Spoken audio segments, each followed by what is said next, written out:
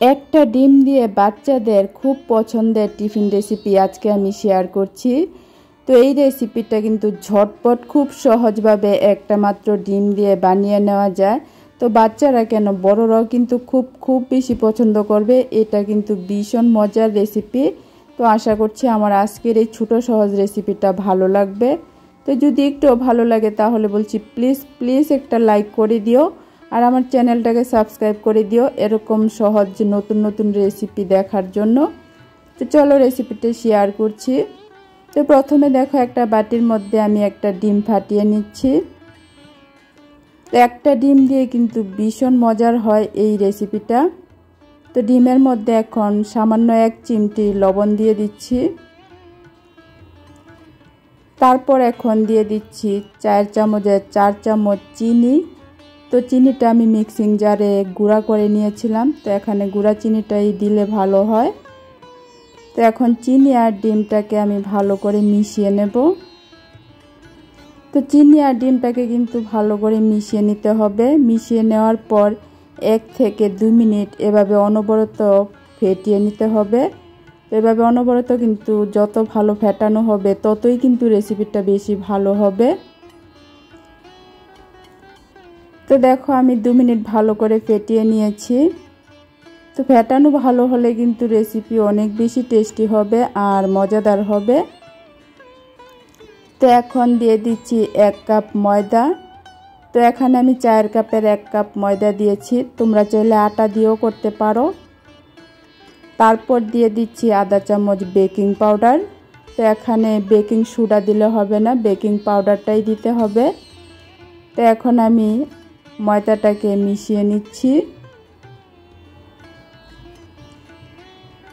তো দেখো ব্যাটারটা অনেকটাই ঘন, তার জন্য এখানে আমি আধা কাপ দুধ দিয়ে দিলাম।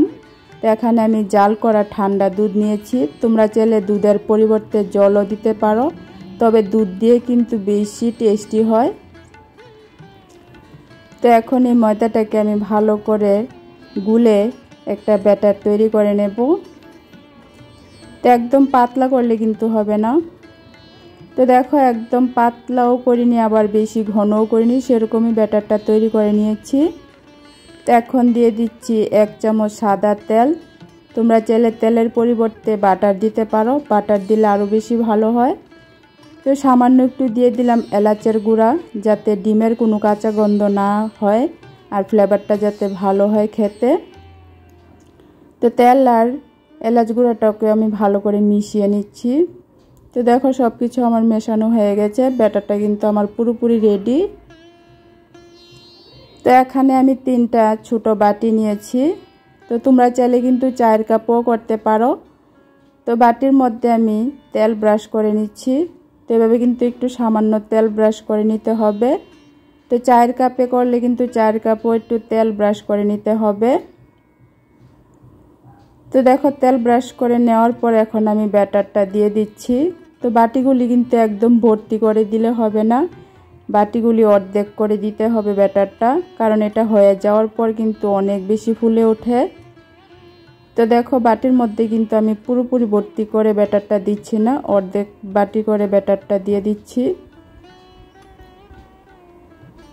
তো দেখো সবগুলি বাটির মধ্যে ব্যাটারটা আমার দিয়ে দেওয়া হয়ে গেছে। তো এখন একটু এভাবে ট্যাপ করে দিচ্ছি, যাতে ভিতরে বাতাস থাকলে বেরিয়ে যায়। তো এখন আমি একটা কড়াইয়ের মধ্যে 2 গ্লাস জল গরম হতে বসিয়ে দিয়েছিলাম, জলটা গরম হয়ে গেছে। তো এখন কড়াইয়ের উপর আমি একটা ছিদ্রযুক্ত থালা মানে একটা চালনি বসিয়ে দিয়েছি। তো এখন চালনির উপর আমি বাটিগুলি একটা করে সাজিয়ে রাখবো। তো দেখো এভাবে কিন্তু একটা করে বাটিগুলি আমি বসিয়ে দিয়েছি।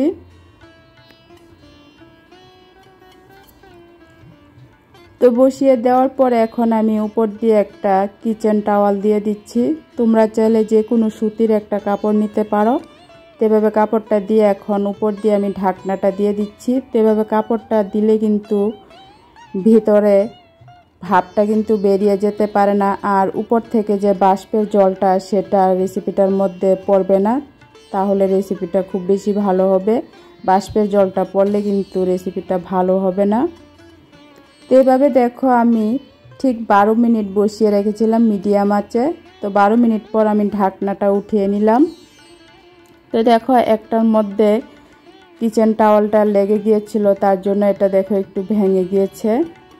তো খেয়াল রাখতে হবে কিচেন টাওয়াল বা সুতির ন্যাকড়াটা যাতে বাটির মধ্যে বা কাপের মধ্যে যাতে লেগে না থাকে। তো দেখো নামিয়ে নিয়ে একটু ঠান্ডা হয়ে যাওয়ার পর এখন আমি উঠিয়ে নিচ্ছি। তো দেখো কত সুন্দর হয়েছে, আর এটা কতটুকু ফ্লপি হয়েছে, জালিদার হয়েছে। তোমরা বানিয়ে না খেলে না দেখলে বুঝতেই পারবে না। তো দেখো কত সুন্দর আর মজার হয়, একবার অবশ্যই বানিয়ে খেয়ে দেখো। বাচ্চা কেন বড়রাও কিন্তু অনেক বেশি পছন্দ করবে। তো একদমই তুলতুলে নরম হয় এই কেকগুলি। অবশ্যই একবার এভাবে বানিয়ে খেয়ে দেখো, ভীষণ মজার কেক।